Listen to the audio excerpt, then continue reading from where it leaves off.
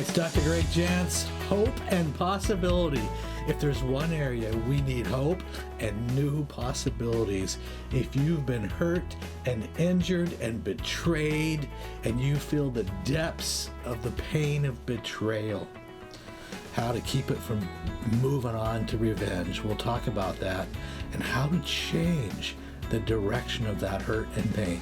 Dr. Gregory Jantz is a best-selling author of over 45 books and the founder of the Center A Place of Hope, voted a top 10 center for depression treatment in the U.S. As the pioneer of whole-person care, Dr. Jantz is known as the messenger of hope. Now the nation's expert on anxiety, depression, substance abuse, relationships, trauma, and PTSD, here is Dr. Gregory Jantz. Have you had those times where you feel like you have been so devastated? You have been hit so hard emotionally. You've been brought down to, really, it's the pit of despair based upon a betrayal, based upon a broken trust, based upon some outrageous rumor or attack. Could have been through social media, could have been in person, it could have been passive-aggressive behavior. Boy, how do we find our way out of that level of hurt? How do we keep it from being so intense that it fills us with a rage and a depression and an anxiousness, and that fear causes us to move in a direction that is at times frightening? All right, let's talk about it.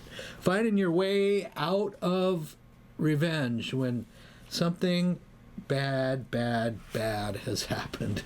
Rebuilding trust after betrayal. It comes in a lot of different forms. One of the forms is my little mini book. I love the mini books.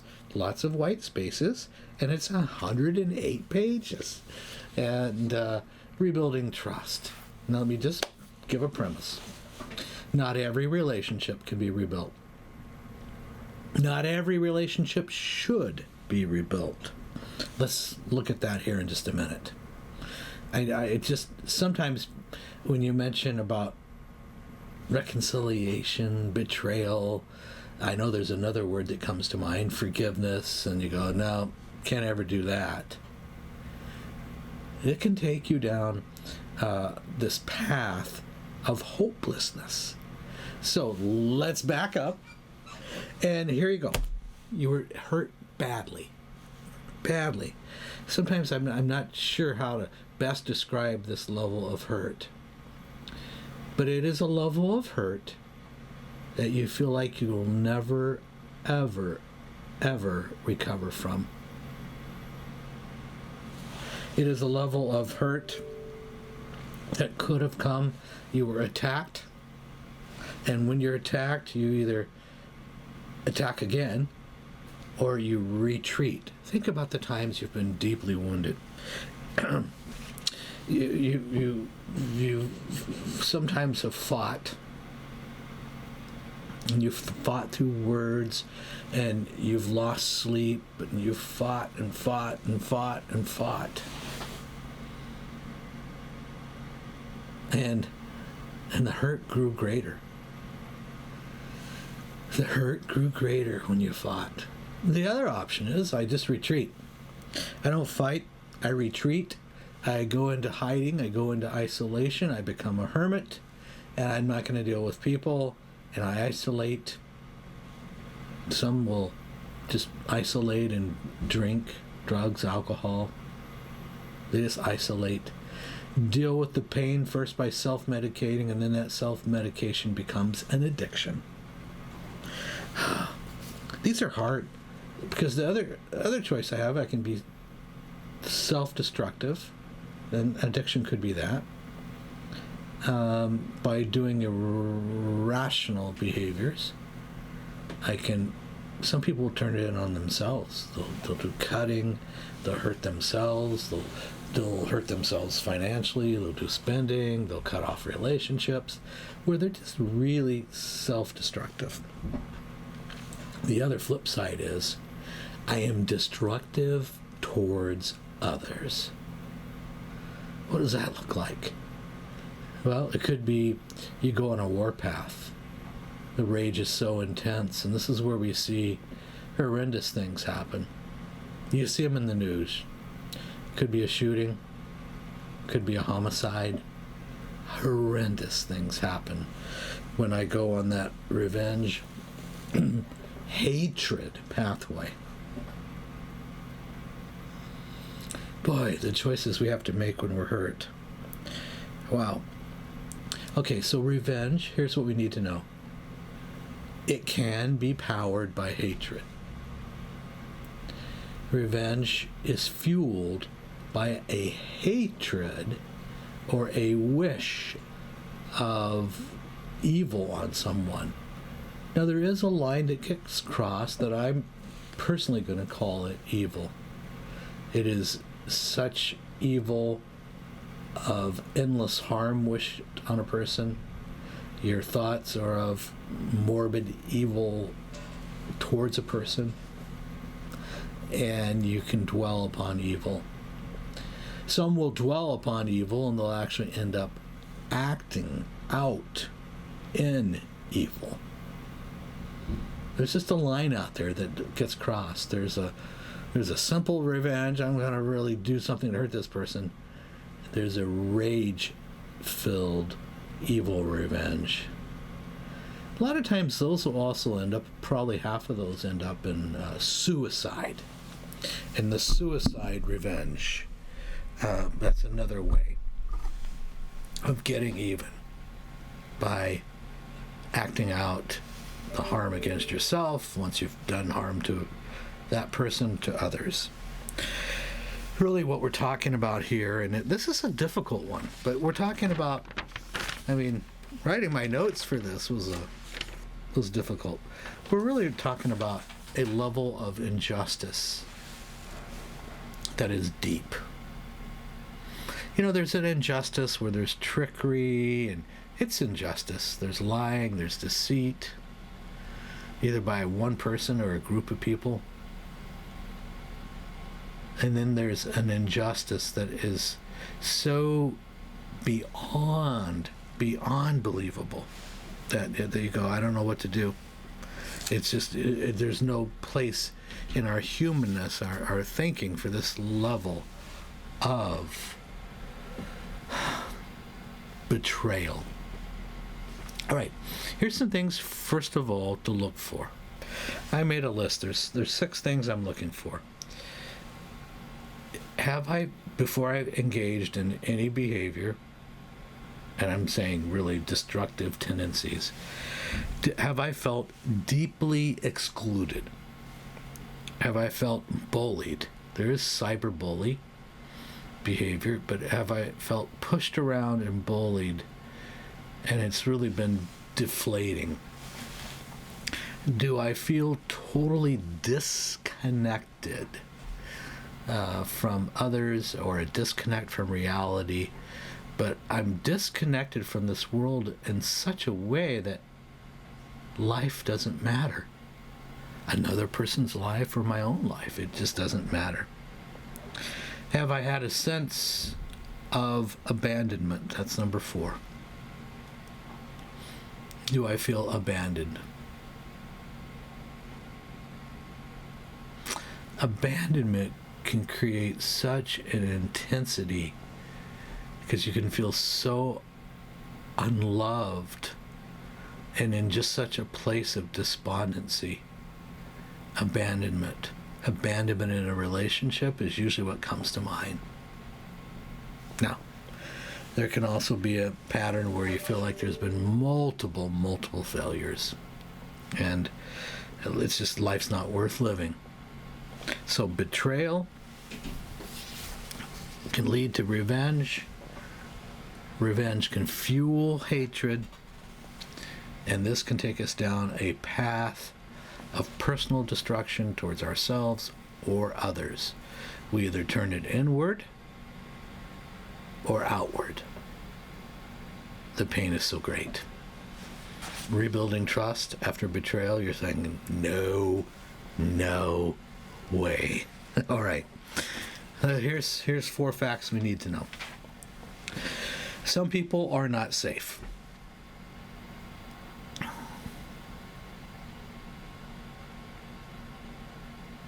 Some people are not safe.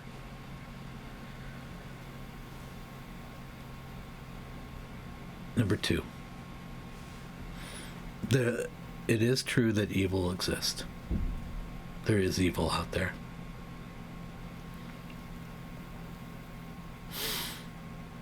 And I'm giving you my opinion. A promise that I have is what was meant for evil can be turned ultimately for good. I've seen that happen in people's lives many times. All right. Number 3, some relationships can heal, some cannot. Some relationships will heal, and some will, you gotta let go of the expectation it will ever be any different. You do need to step in and forgive so you're not poisoned by that relationship that'll never heal. I don't mean that's a whole nother series to talk about forgiveness, but I've got to release the poison that it's had in my life. If you haven't ever had this experience where you knew that you go, I've got to forgive this because it's poisoning me, it's like killing me, I want you to visit my friend's website, livetoforgive.org. livetoforgive.org. Dean Smith gives the best presentation on forgiveness because of what he walked through in his life that I've ever heard. Dean Smith. It's such an important message on forgiveness. That's where I want you to go next. livetoforgive.com. Watch the motion picture, the movie that was made about it, his life and experience. Number 4. This is a process that requires a decision. This is if a person is safe to rebuild, which we don't always know right away, but it's a process of trust and requires baby steps of trust. That's right. Small steps. You don't just decide one day, okay, I've forgiven and I totally trust him or her. It's over with. Everything's okay now. That wouldn't be wise. And it couldn't be true either.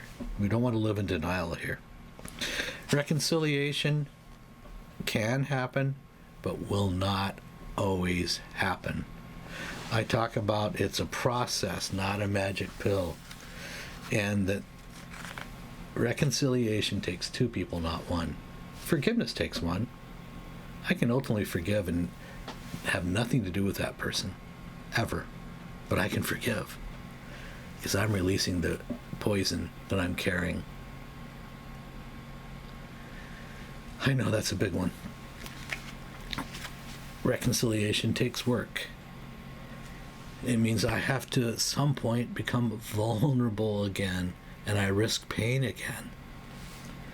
And reconciliation takes time. It's an active, engaging process. And this is why this is some of the most painful betrayal. That's why once it moves to revenge, it's harder and harder to reverse it. And the pain is so great.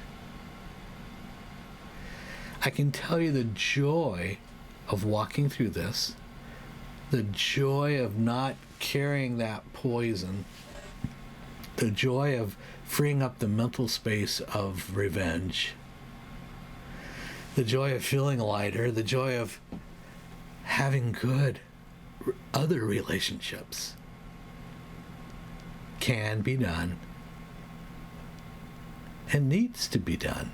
But we've got to understand that relational poison, revenge, unforgiveness, bitterness, resentments, make us sick.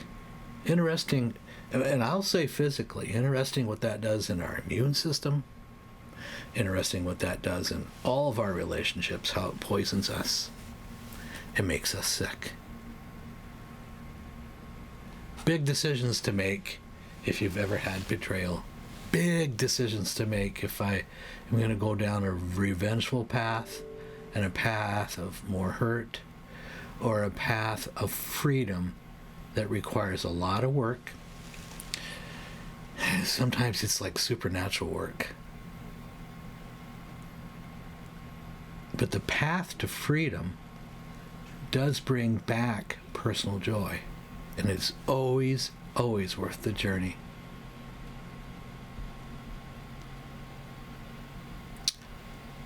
I know what it's like to experience betrayal.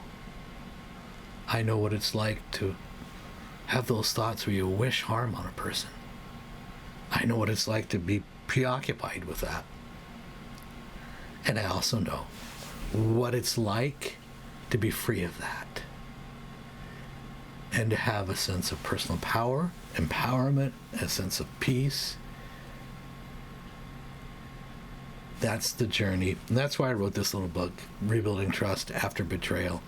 Understanding that not every relationship can be rebuilt. Sometimes we don't even want to start on the topic because it feels so overwhelming and so hopeless. Hope comes when there's a plan.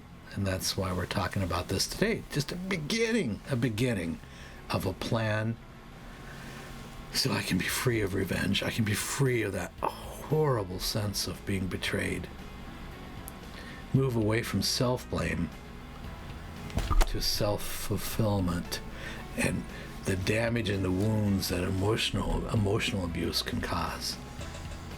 It can also strengthen us in a way that you can be a lighthouse of hope and a beacon of joy for others. It really can be that way. Let's just make a decision. Let's work on it. Let's start on it today.